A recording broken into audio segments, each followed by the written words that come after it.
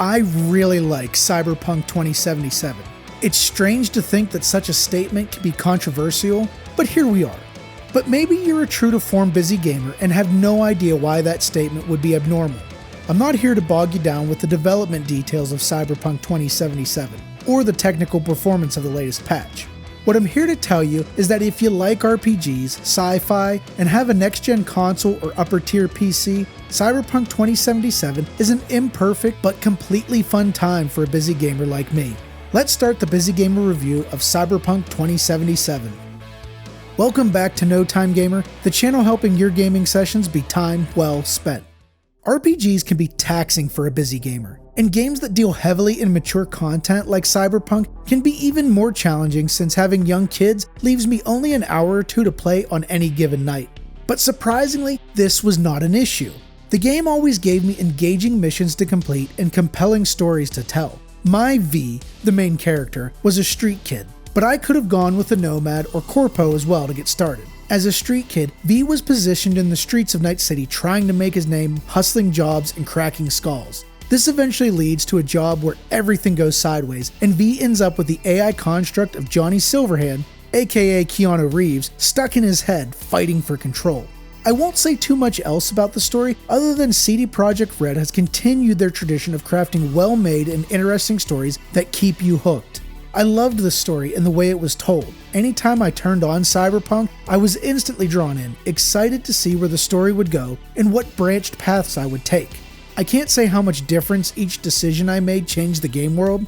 Busy gamers might only get one playthrough, but I felt like the choices I made and the dialogue I selected made things play out differently. So even during the numerous dialogue sections of the game, I was glued.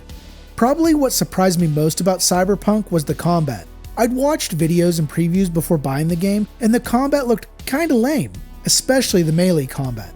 Now, I'm not going to say that Cyberpunk has done anything revolutionary here, but the first-person combat is just plain fun.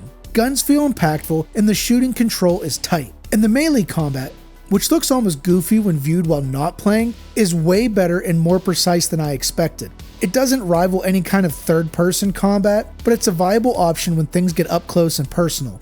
I also never felt trapped by my character level when it came to combat. Missions always felt like sloppy play ended in death, while thought-out tactics and a little skill kept things moving forward. A very nice balance for the time-strapped gamer. And there is a well-made skill tree that let me tweak V to the way I like to play. Now I come to the world of Night City. This is where things can get to personal preference, but hear me out. I loved the glitchy, hollow, and buggy setting of Cyberpunk 2077. For anyone who's watching who knows the controversy around this game, I know this was not what the developers promised. But I don't care. For me, the weird glitches and bugs that plagued Night City added to the I live in a simulation aspect of the narrative. NPCs trapped in animation loops, cars with wonky physics, civilians that all react to crisis in the same way. It's like V is trapped in a world where what you see and hear can't be trusted. Everything is artificial, and this messed up game world fits with the narrative of the game. Having said that, when it comes to game-breaking bugs and system crashes, that's a different story. For my PS4 and Xbox One friends, unfortunately, Cyberpunk should not be on your radar of games to play. For now. Even with the latest patch, Cyberpunk sucks on those systems. Like I said, I won't break it down. I've included links to IGN or Digital Foundry's tech breakdowns if you're really interested. Just know the game on the last gen system sucks and will waste a busy gamer's time every time. Hey, if you're enjoying this review, give it a like and let us know in the comments what's the last RPG you played. A few more things I want to mention, and their meaning to you will depend on how you like to play RPGs. I'm not a big fan of crafting and item management, and that's good for me in Cyberpunk. The inventory management is poor, menus are busy and cumbersome, and I just didn't see the need for crafting beyond ammo and grenade refills and a few weapon mods. There are also cyberware enhancements that can be used to modify your character that help round out your playstyle. Cyberware can add powerful buffs to V, and this system is much easier to understand even if it's a bit more costly on the in-game currency. Okay, one last thing I have to mention is the mature content.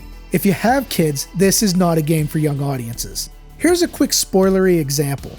In an early mission, I had to rescue an unknown woman. When I found her, V had to carry her buck-naked body to safety, and let's just say her more wobbly parts took up about 1/3 of the screen for the duration.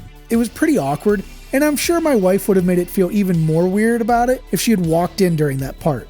And this was just one example. This means I had to play at night when I was tired after the kids went to bed. Luckily, I enjoyed Cyberpunk so much that when I played, I would stay up way later than I intended because of how much I liked the game, glitches and all.